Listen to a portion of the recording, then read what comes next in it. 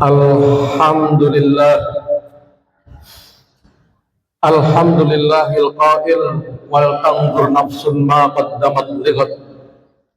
Ashhadu an la ilaha illallah wahdahu la syarika lah wa ashhadu anna Muhammadan abduhu wa rasuluh.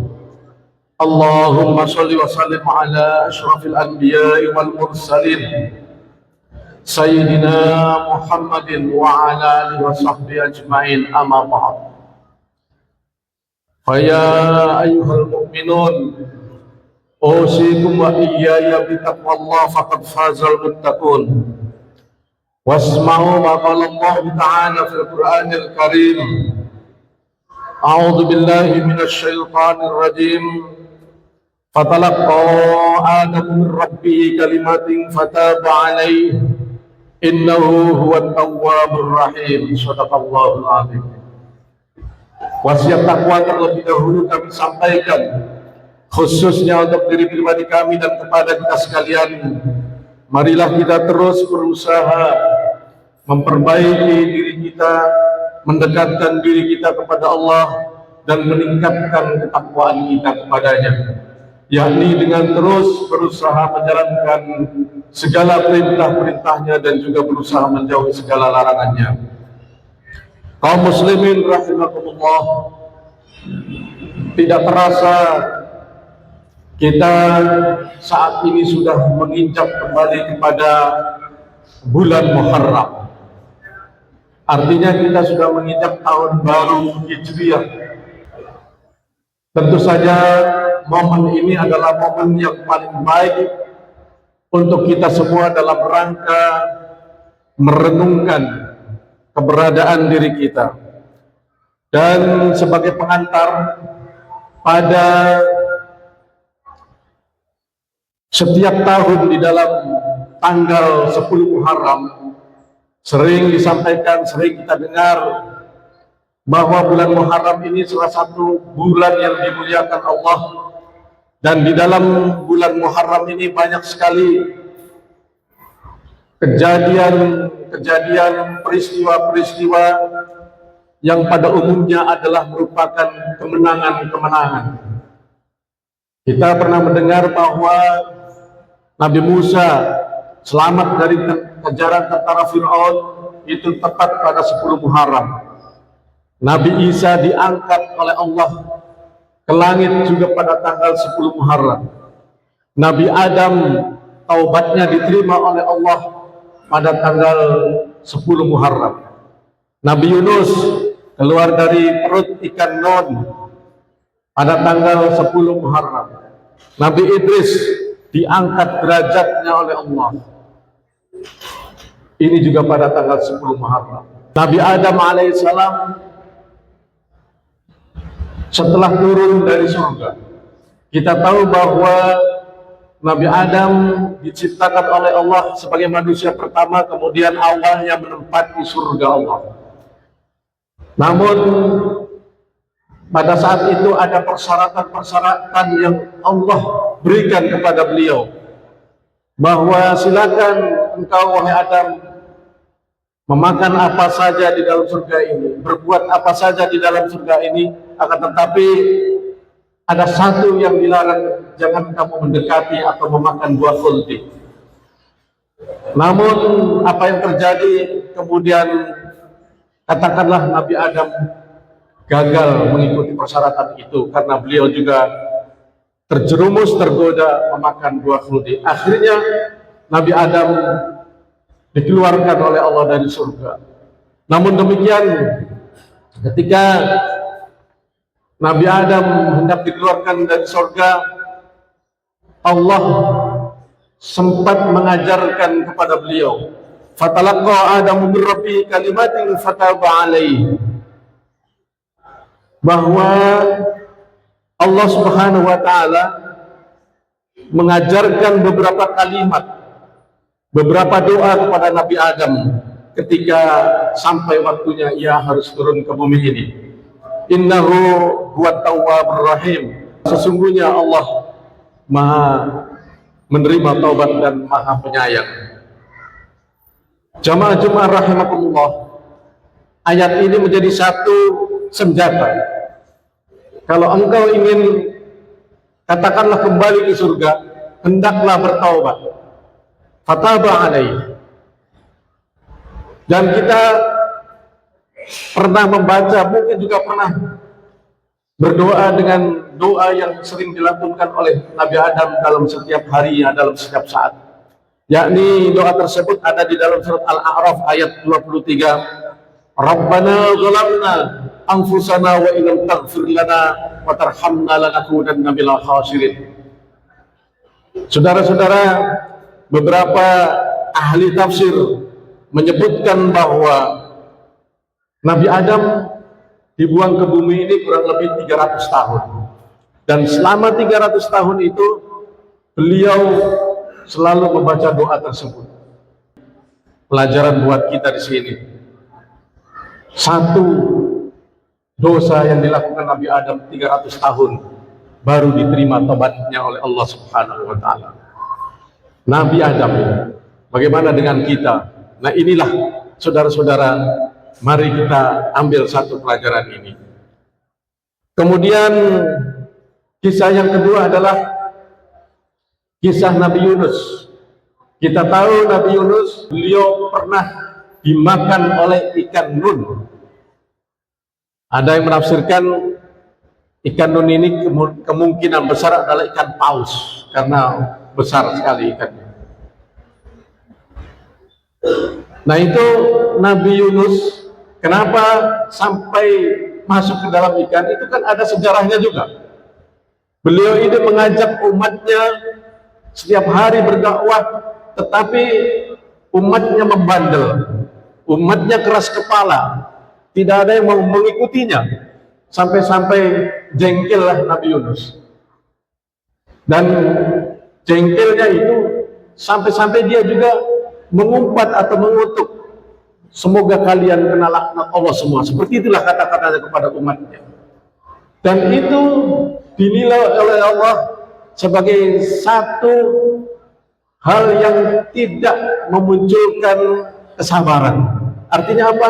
Artinya dinilai oleh Allah Nabi Yunus tidak sabar. Kemudian perjalanan berikutnya, karena Nabi Yunus putus asa, dia pergi dari wilayahnya dan naik ke dalam perahu. Sampai di perahu, muatan perahunya sangat syarat sekali, hampir tenggelam. Dan kemudian diundi, kira-kira siapa ini yang harus keluar dari dalam perahu ini. Diundi dan selalu diundi, selalu saja yang muncul namanya adalah Nabi Yunus alaihissalam. Akhirnya apa boleh buat, karena beberapa kali diundi muncul nama beliau harus dilemparkan di tengah laut. Dan kemudian ditelanlah oleh Zunnun atau ikan nun. Hadirin kaum muslimin rahimakumullah, beberapa pendapat menyebutkan bahwa Nabi Yunus di dalam perut ikan itu, antara lain Asy-Sya'bi menyebutnya sebagai 1 hari saja. Pagi dia ditelan ikan, sorenya bisa keluar. Tetapi pendapat lain menyebutkan Qatadah radhiyallahu an selama 3 hari di sana, di dalam perut ikan. Ja'far As-Shadiq menyebutnya, menafsirkannya 7 hari. Dan Sa'id bin Abu Hasan dan Abu Malik di dalam perut ikan itu selama 40 hari. Di dalam perut ikan itu merupakan kegelapan yang luar biasa. Bayangkan saja, ketika malam kita sudah merasa gelap, ketika di dalam dasar laut pastilah gelap. Bayangkan bagaimana ketika saat malam di dasar laut dan ikan tersebut juga masuk di dasar laut, gelapnya yang sangat luar biasa. Namun Nabi Yunus saat itu mulai tersadar, dan kemudian beliau meminta ampun kepada Allah dengan banyak membaca zikir kalimat La ilaha illa anta subhanaka inni kuntu minadh zalimin. Ini ada di dalam surat Al-Anbiya ayat 87. Dari 2 peristiwa ini kita bisa mengambil pelajaran bahwa yang pertama, beliau-beliau ini meskipun mendapat julukan, mendapat status kemuliaan bernama Nabi, tetapi pada dasarnya beliau juga adalah manusia biasa. Yang artinya peristiwa ini, pelajaran ini bisa menjadi penghayatan buat kita semua sebagai manusia biasa. Ya, namanya manusia biasa pasti punya kesalahan, terjebak kepada kesalahan dan dosa. Kemudian beliau sebagai Nabi, ini juga bisa menjadi pelajaran buat kita-kita, buat saudara-saudara yang saat ini memiliki level katakanlah ulama. Karena al-ulama'u warasatul anbiya, bahwa para ulama itu adalah pewaris Nabi. Sehingga memang cobaan para ulama dalam mengemban amanah, dalam berdakwah, dalam menyampaikan firman-firman Allah, dalam mengajak manusia kepada kebenaran, itu memang tidak mudah.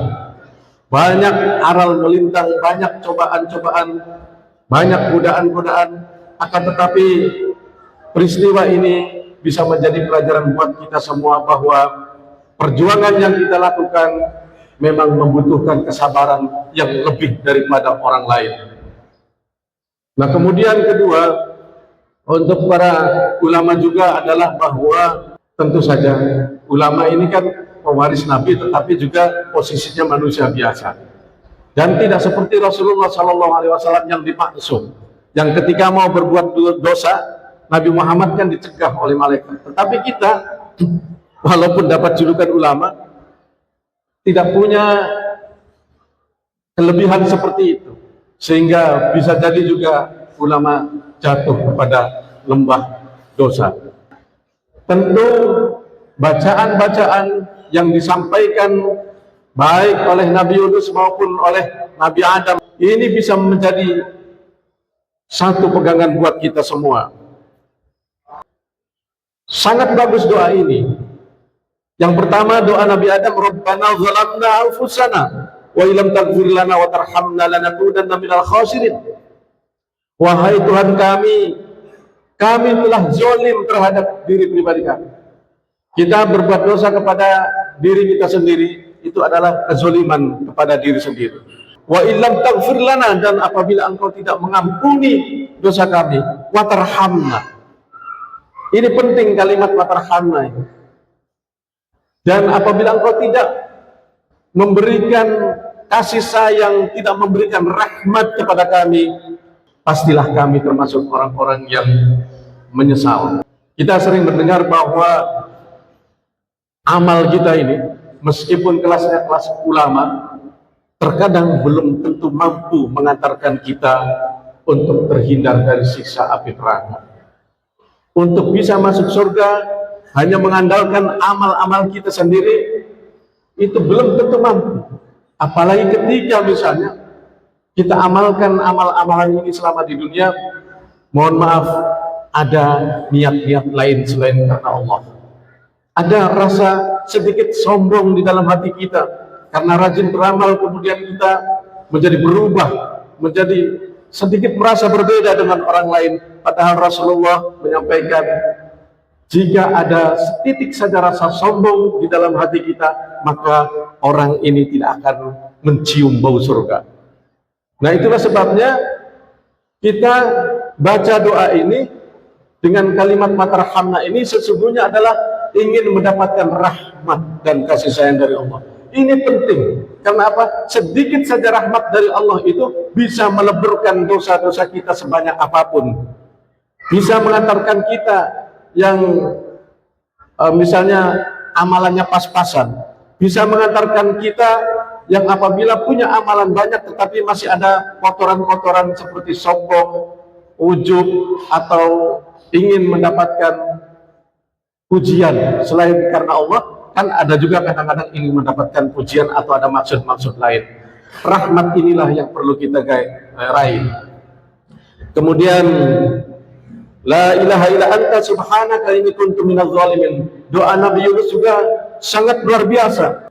La ilaha, tidak ada Tuhan illa anta, kecuali engkau ya Allah. Subhanaka, maha suci engkau. Inni kuntu minadz zalimin, sesungguhnya aku ini termasuk orang-orang yang zalim.